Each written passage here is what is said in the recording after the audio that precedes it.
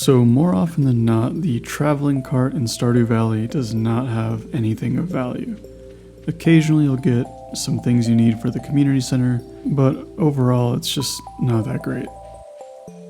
I'll show you a little trick to change it to be basically whatever you want it to be. Now I'll warn you ahead of time that this particular glitch has some funky things it does.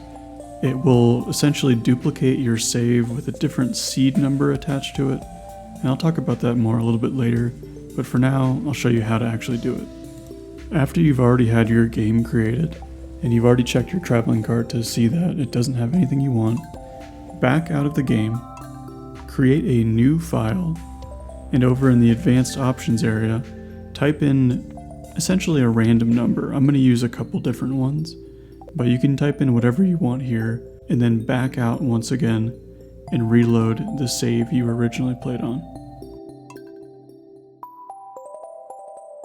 If you did this in the correct order that I did it on screen here, when you go to check your traveling cart that day, it should be an entirely different set of items.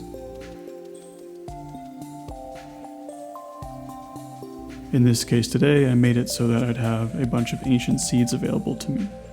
You can do it with any pre-selected seed, or you can do it with just a random number and hope for the best.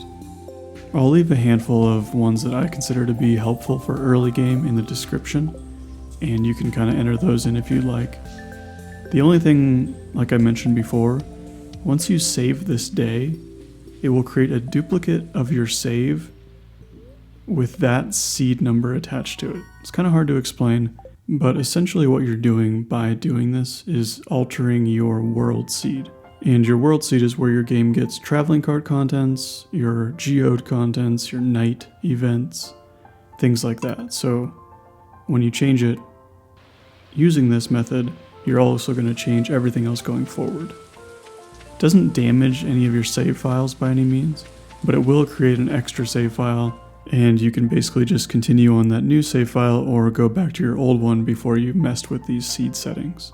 Let me know if you have any questions. I'm happy to answer them. I may even be able to help find other seeds with more important items you are missing.